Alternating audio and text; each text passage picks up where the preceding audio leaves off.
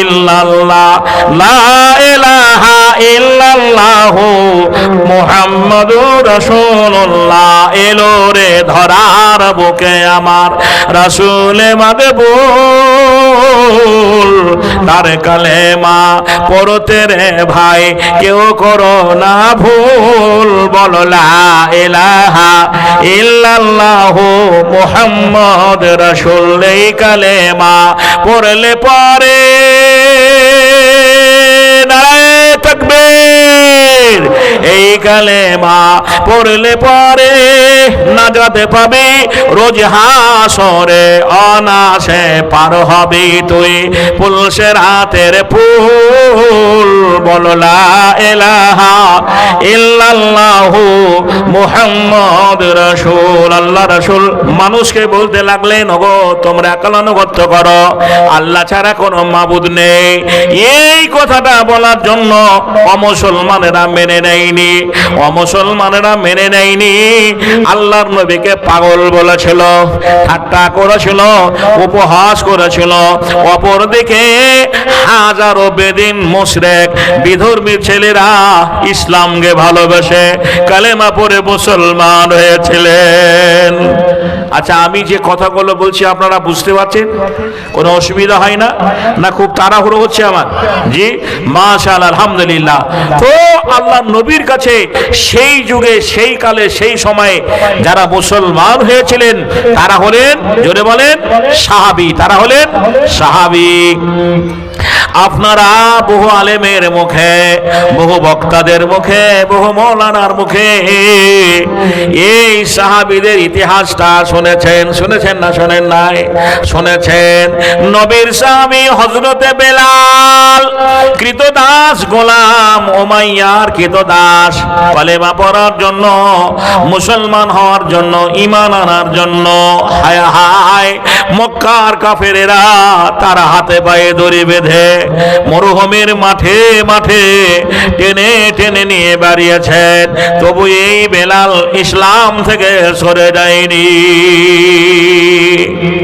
এই বেলাল মুসলমান হয়ে গেলেন, কালেমা পড়লেন। আল্লাহর নবী তাকে একটা দায়িত্ব দিয়েছিলেন, যখন আজানের বন্ধুরে আমার সূচনা শুরু হলো, কে আজান দেবে? এই বেলালকে মুয়াজ্জিন নিযুক্ত করা হলো। সেদিন মাইক ছিল না, না মাইক ছিল? মাইক ছিল না। উঁচু পাহাড়ে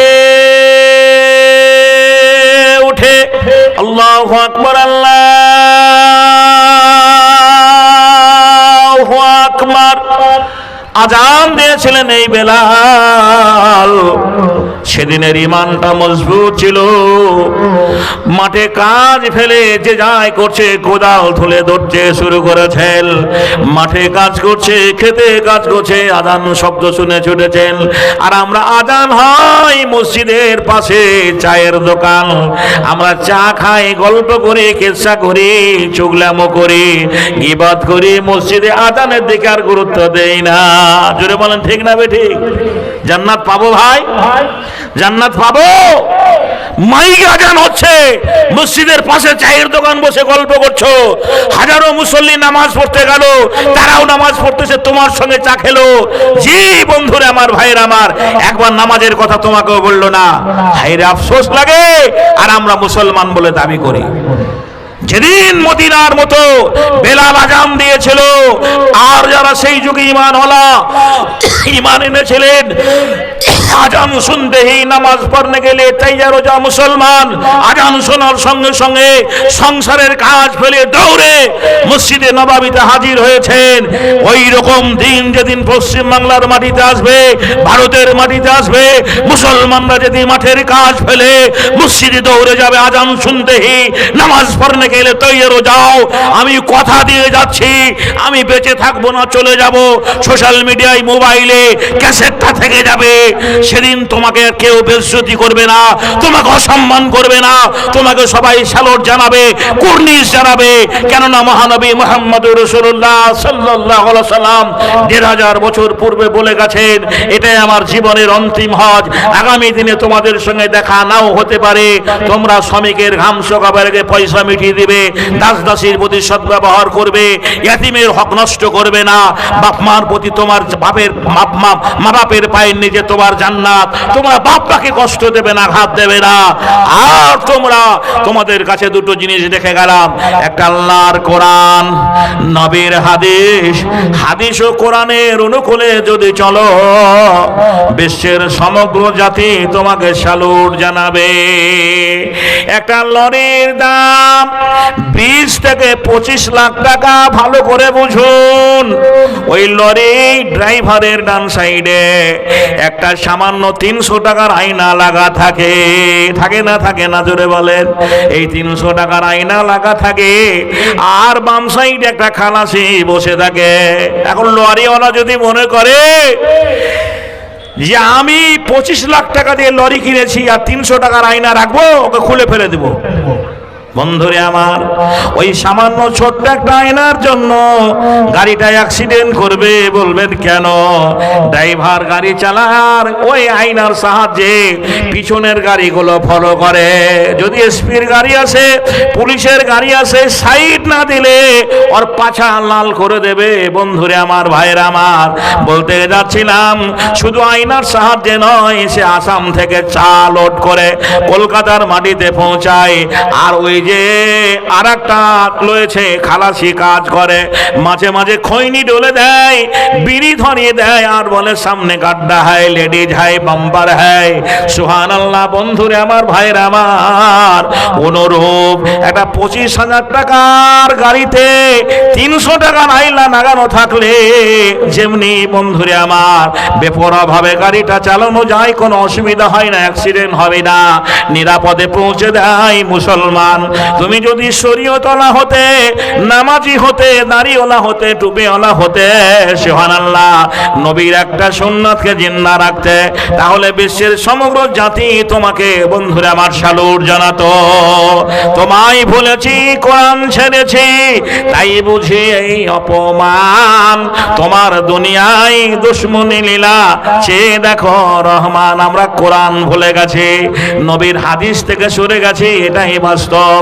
ভাইয়ের আমার, মা খালার আমার, বোনের আমার, তাই আল্লাহর নবীকে এই দায়িত্ব যখন দেওয়া হলো, মক্কার মুসলমানেরা, যুবকেরা হুর হুর করে, ইসলাম একটা ভালো দিন, ইসলামের উপরে কোনো দিন নেই, ধর্ম নেই, তাই তারা বাপের পৈতৃক ধর্মকে পরিত্যাগ করে হুর হুর করে আল্লাহর নবীর কাছে কালেমা পড়ে মুসলমান হয়ে গেলেন। আপনারা শুনেছেন সাহাবীরা মুসলমান হয়েছে, দেখো কেমন ঈমান এনেছে আমারও নবীর সাহাবারা, সে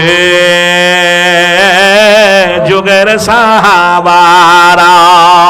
হযরত বেলাল এনেছে ঈমান কত কষ্ট করে, হযরত বেলাল এনেছে ঈমান কত কষ্ট করে, মরুভূমির গরম বালুতে তাজা রক্ত ঝরে, তবু বেলাল ছাড়েনি কালেমা, পড়ে লা ইলাহা ইল্লাল্লাহ। দেখো কেমন ঈমান এনেছে আমারও নবীর সাহাবারা, সে যুগের সাহাবারা। হযরত হানজালা এনেছে ঈমান কত কষ্ট করে, প্রথম রাতে বিয়ের পরে ছিল বছর ঘরে, যুদ্ধের দামামা, যুদ্ধের দামামা, যুদ্ধের দামামা হলো না গোসল করা। দেখো কেমন ঈমান এনেছে আমারও নবীর সাহাবারা, সে যুগের সাহাবারা। হযরত খাব্বাব এনেছে ঈমান কত কষ্ট করে, কাফেরেরা পাথর দিয়ে বুকে আঘাত করে, পিছন দিকে কাফেরের দল মারল তারে ছোরা। দেখো কেমন ঈমান এনেছে আমারও নবীর সাহাবারা, সে যুগের সাহাবারা। হযরত আলী নবীর জামতা, থাকেন কুফা শহরে, ফজরের নামাজ পড়ব বলে গেল আল্লাহর ঘরে, পিছন থেকে কাফের শয়তানের দল মারলো তারে ছোরা। দেখো কেমন ঈমান এনেছে আমারও নবীর সাহাবারা, সে যুগের সাহাবারা, নবীর যুগে এই সাহাবীরা ঈমান আনার জন্য, মুসলমান হওয়ার জন্য, কালেমা পড়ার জন্য আল্লাহ নবীর যুগে সাহাবীরা কত কষ্ট করেছেন। হায় হায়, বাড়ি ঘর ছাড়া ঈমান গ্রহণ, ঈমান আনার জন্য বাড়ি ঘর ছাড়া, আত্মীয় স্বজন আপনজন সব পর হয়ে গেছে। কিন্তু আজ আমরা সেই মানুষগুলোর কথা শুনেছি, কিতাবে পাওয়া যায়।